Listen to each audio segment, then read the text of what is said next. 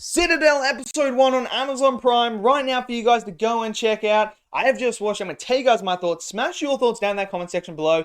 Smash that like button, click subscribe, and let's talk about episode 1 of the Citadel right now.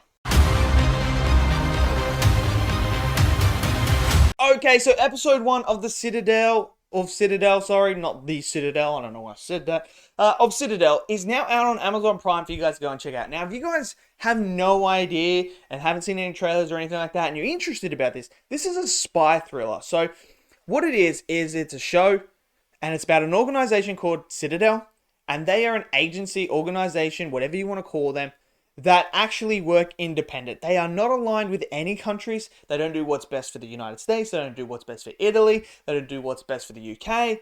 What they do is they stop everyone else. They work for the people, basically. So when a war's about to break out, they stop it because it's benefiting the people. So I like that concept. That is a really, really cool concept, that there's an organization out there that is willing to go up against the CIA, that's willing to go up against all these other agencies and spies and stuff like that, to stop them from meddling with things that could actually be detrimental to the actual people of the world. So that's a really cool idea and a really cool concept that I really enjoyed and really like. And I mean, it's cool because it definitely explained that in this episode about like the whole agencies, the other spy agencies, or, starting wars and assassinating people and everything like that. And that's what the Citadel's there for, is to stop all that. So that's really, really cool. And that's a really cool idea and theme to run with, and storyline to actually have as your like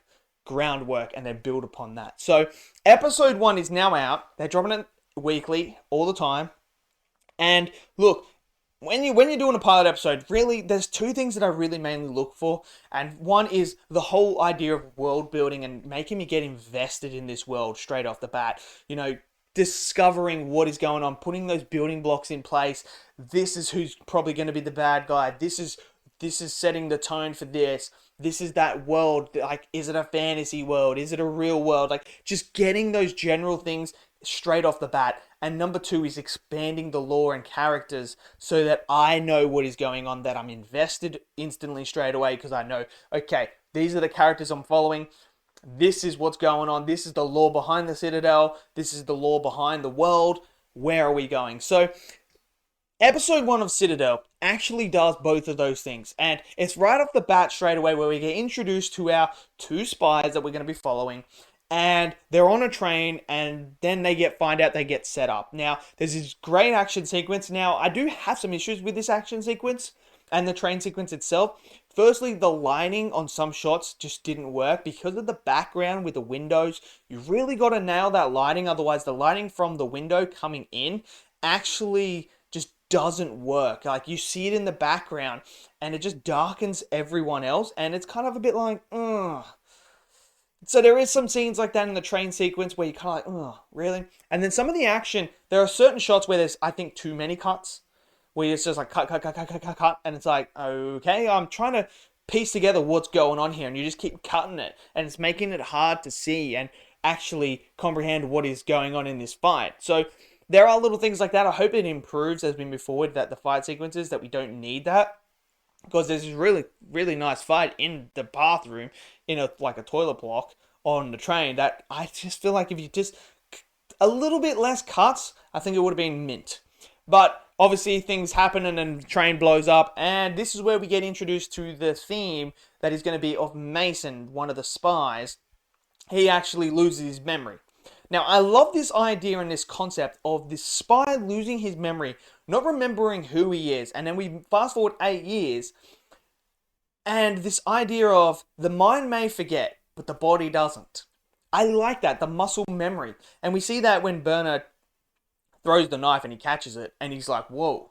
And he's like, see, there's my man.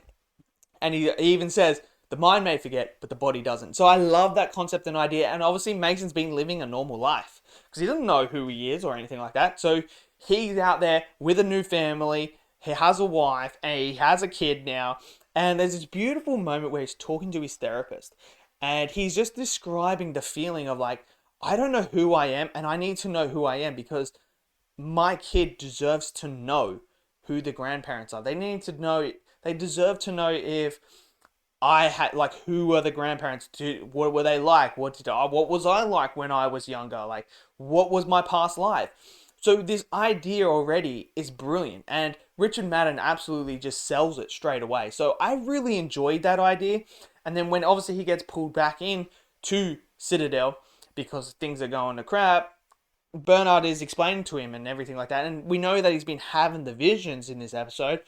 So in order to get his memory back, he's now got to help Bernard in order to get those memories, to unlock that. And Bernard said, I will help you if you help me. So it's really, really interesting to see what's going on. I cannot wait to see where we're going to progress because I really like that.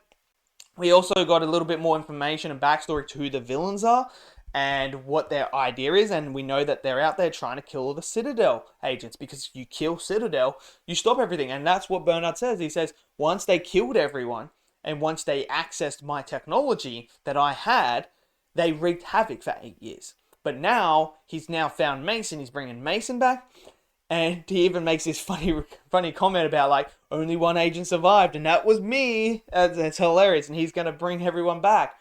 So you have that whole idea as well. Obviously, we didn't see much of the other spy yet, but there is the cliffhanging ending there where she actually comes out of the water. Now, whether or not she remembers, that's going to be an interesting thing. Are they going to do a, like, two spies losing their memory? I think that might be a bit overdone if they do that. Like, she loses it as well. Like, they both happen to lose their memory at the same time and, like, can't remember things.